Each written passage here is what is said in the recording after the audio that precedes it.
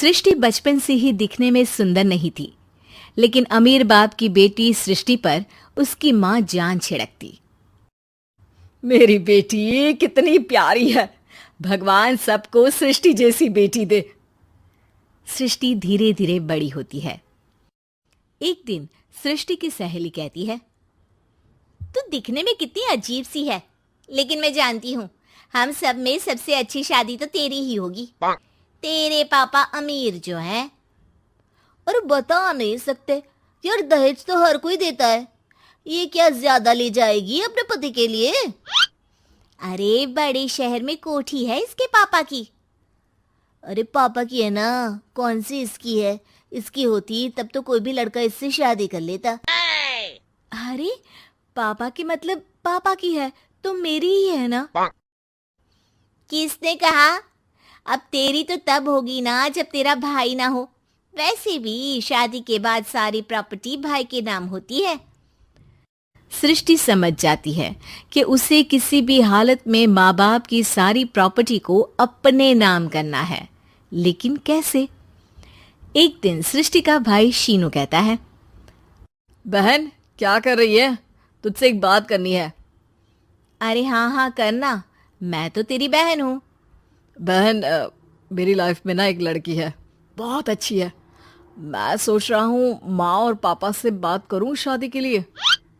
सृष्टि को समझ में आ जाता है कि भाई की शादी होते ही भाभी उसे एक दिन भी घर में बर्दाश्त नहीं करेगी। क्या बात है भाई, बताना कौन है वो? यार वो बहुत अच्छी लड़की है, पढ़ी लिखी है, मेरे साथ जॉब भी करती है। बस एक प्रॉब्लम है। प्रॉब्लम? क्या प्रॉब्लम है भाई? यार वो शादीशुदा है, लेकिन उसके पति ने उसे सिर्फ इसलिए छोड़ दिया क्योंकि उसके माँ बाप दहेज नहीं दे पाए। सृष्टि ये सुनकर न जाने क्यों खुश हो जाती है। अरे भाई तो क्या हुआ, लड़की तुझे तो पसंद है ना? शीनू को लगता है कि बहन उसे समझ रही है। वो इस बात से अनजान होता है कि उसकी बहन की मंशा पूरा घर हड़पने की है। सृष्टि अपनी माँ से कहती है, मम्मी मुझे तो बहुत चिंता है। पता है शीनू क्या कर रहा है? अरे क्या कर रहा है? वो तो काम पर जाता है और वापस घर आता है। नहीं ना माँ, वो यही तो नहीं कर रहा, बाकी सब कर रहा है। आपको पता है उससे प्यार है, और वो भी एक शादीशुदा लड़की से। ये क्या हो गया? मैं सोसाइटी में क्या मुंह दिखाऊंगी? अरे तेरे पापा तो यही कहेंगे कि मैंने ही उसे बिगाड़ दिया है। माँ देखो, मेरी बात मानो, पापा पर भी विश्वास करने की जरूरत नहीं है। अब आप ही बताओ, पापा इतनी देर घर के बाहर रहते हैं क्यों? बोलो। अरे बेटा वो तो नौकरी करते हैं ना। तू बहुत भोली है माँ। पापा का ऑफिस तो 7 बजे खत्म हो जाता है, लेकिन देखो कितनी देर से आते हैं। अरे नहीं नहीं बेटा, ऐसी कोई बात नहीं है।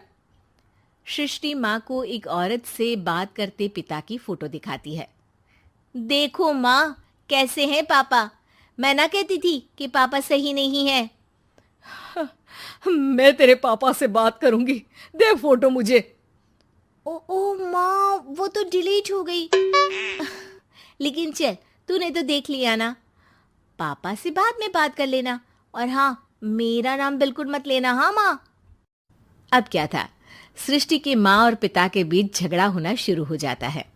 सृष्टि के मन में क्या चल रहा था कोई नहीं जानता था। एक दिन, माँ सृष्टि के लिए एक लड़का देखा है, वो लोग शाम को उसे देखने आने वाले हैं।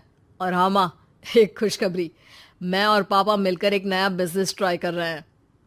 शाम को लड़का आता है, सांवले रंग का। सृष्टि को तो बिल्कुल भी पसंद नहीं आता। लड़की की माँ कहती है, लड़की का चेहरा तो कोई खास नहीं, लेकिन अगर मेरे बेटे को आप लोग सेटल कर दें तो मैं उसकी शादी आपकी बेटी से करवा दूं। सृष्टि को लड़का बिल्कुल पसंद नहीं था। उसे भाई पर गुस्सा आ जाता है। लड़के वालों के जाने के बाद कहती है, माँ देखा शीनू मेरे लिए कैसा लड़का लेकर आया, न दिखाने लायक न सुनने लायक, सेटल भी नहीं, वो भी हम करे। अरे माँ, मैं जानती हूँ ये मेरी शादी किसी भी घर में क्यों करवाना चाहता है। अरे कैसी बात कर रही है बहन, तूने तो देखा ना, लड़के को मैंने ही मना कर दिया तुझसे शादी के लिए। जिसने लड़का बताया था उसने उसकी बहुत तारीफ की थी। बात आई गई हो जाती है, लेकिन सृष्टि का मन शांत नहीं होता। क्या करूँ, कुछ समझ में नहीं आ रहा।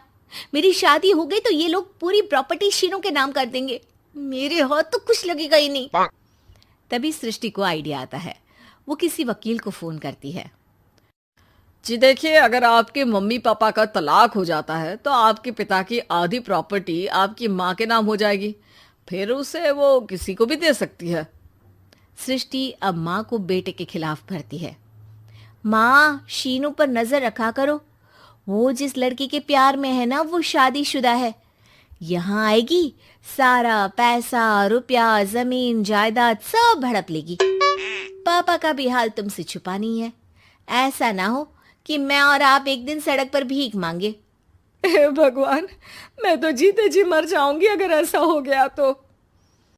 ऐसा हो गया नहीं माँ, ऐसा ही होगा। अभी समय है, आगे का सोच लो। मैं तो कहती हूँ पापा से आधी प्रॉपर्टी लेकर अलग हो जाओ। पापा की आधी प्रॉपर्टी भी हम लोगों को अगर मिल जाती है ना तो अगले 7 जन्म सफल समझो। बेचारी माँ बेटी के कहने पर पति से तलाक लेकर अलग हो जाती है। सृष्टि अब पैसों से गाड़ी और अपने दूसरे महंगे शौक पूरे करने लगी। उसके दोस्त भी उसके पैसे इस्तेमाल करते। सृष्टि, कल तुम कहाँ थी? मैं सारा दिन घर पर अकेली थी। तो मैं क्या करूं? मैंने ठेका तो नहीं लिया है ना तुम्हें संभालने का। माँ को सृष्टि से ये उम्मीद नहीं थी। वो बैठकर रोने लगती है। वहीं उसका पति यानी कि सृष्टि के पिता आ जाते हैं। मैं जानता था कि तुम्हारा यही हाल होगा।